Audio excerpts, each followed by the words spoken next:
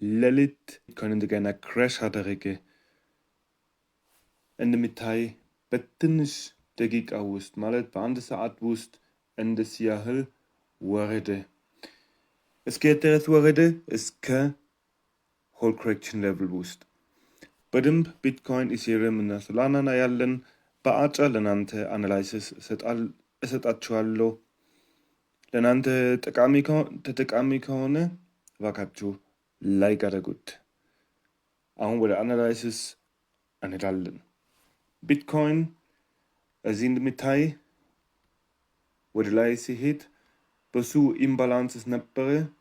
በተለይ እዚህ አካባቢ እዚህ የሆነ ኮንሶሊዴሽን ሆኖ ከዛ በኋላ ወረደ። እስከ የት ድረስ ወረደ? እዚህ ሆል ኮሬክሽን ሌቭል እንዳልኩ እዚህ አካባቢ ቢትኮይን ገዝቻለሁ። እባካችሁ አሁን አሪፍ ነው። እዚህ ቡሊሽ ሪያክሽን ይኖራል። እዚህ ስንገባ ደግሞ እዚህ 76.6%፣ እዚህ 78.6% ስቶፕ ሎስ አስቀምጫለሁ በ83,261። ለምን እንደሆነ ከጠየቃችሁ ገና እዚህ አዲስ ከፍተኛ አልፈጠርም። አዲስ ከፍተኛ ስለሌለ ምናልባት ገና ከዚህ በታች ሊወርድ ይችላል እና ብዙ ብር እንዳይጠፋ እዚህ አካባቢ ስቶፕ ሎስ አስቀምጫለሁ። ትንሽ ብር ሊጠፋ ይችላል፣ ግን ኪሳራ አልሆንም። በተለይ ከዚህ ዝቅተኛ በታች ከደረሰ ብዙ ጊዜ እንዳልኩ የቱ ጋር ሊደርስ ይችላል? እዚህ ሆል ኮሬክሽን ሌቭል አለ እዚህ ታች እና የቤሪሽ ሲኮንስ ቤሪሽ ሲኮንስ ይሄ ነጭ ሲኮንስ እዚህ ታርጌት ሌቭል ስላለ እስከዚህ ድረስ ሊወርድ ይችላል። እዚህ ደግሞ ይሄ በፒንክ ካለር የቡሊሽ ቢሲ ኮሬክሽን ሌቭል ይኖራል። አሁን ማርኬት ምን ማድረግ ይችላል? ገና እስከዚህ ድረስ ሊሄድ ይችላል። እስከ 98,000 እስከ 100,000 ሲበዛ ምናልባት 104,000 ሊሄድ ይችላል። ግን ገና ይሄ ጠንካራ ቤሪሽ ቢሲ ኮሬክሽን ሌቭል ስለሆነ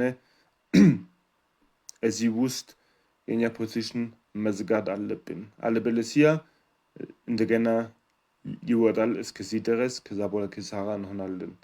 እኔ እዚህ ጋር ሲደርስ የኔን ፖዚሽን እዘጋለሁ። ለማንኛውም እዚህ 83,200 አካባቢ ሲደርስ የኔን ፖዚሽን እዘጋለሁ።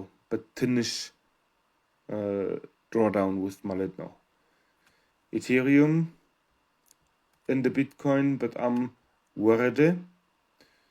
አሁን እዚህ ስቶፕ ሎስ አካባቢ ነበረ፣ ግን የኔ ስቶፕ ሎስ ገና ሂት አላደረግም። ወደ ላይ ሲሄድ አሪፍ ነው። ትንሽ ከዚህ ወደ ታች ሲሄድ ኢቴሪየም ለእኔ ስቶፕ ሎስ ይሆናል። ይህን ሁሉ አይተን በቃ ለኢቴሪየም አዲስ ከፍተኛ አልነበረም። ስለዚህ እዚህም ገና ሊወርድ ይችላል። እንዳልኩ እዚህ የ66.7% ፊቦናቺ ነው። በዚህ ሰማያዊ ቢሲ ኮሬክሽን ሌቭል እዚህ አዲስ ፖዚሽን እከፍታለሁ ወደዚህ ከሄደ። ሶላና ደግሞ ቆንጆ አልነበረም። ወርዶ ሆል ኮሬክሽን ሌቭል ሰበረ። ሶላና እኔ ምንም አላደረግም። እዚህ ገብቼ እዚህ አካባቢ ደግሞ ስቶፕ ሎስ ሂት ነበረ። ስለዚህ ከሶላና ወጣሁ። በጣም ትንሽ ዶላር ጠፋ። ችግር የለም። ህይወት እንደዚህ ነው። ሶላና አሁን አዲስ ስትራክቸር ፈልጋለሁ። ከዛ በፊት ወደ ሶላና አልገባም፣ ምንም አልገዛም። ኦኬ፣ ለዛሬ ይሄ ብቻ ነው። ትንሽ አፕዴት፣ ግልጽ ነገር አሁን የለም። መጠበቅ አለብን እና አንድ ምክር ልስጣችሁ። ትሬድ አለመግባት ኪሳራ ከመሆን ይሻላል። እኔ ጋር ስለቆያችሁ አመሰግናለሁ። ላይክ አድርጉት። እስከ ቀጣይ ቪዲዮ ድረስ መልካም ጊዜ። ቻው ቻው።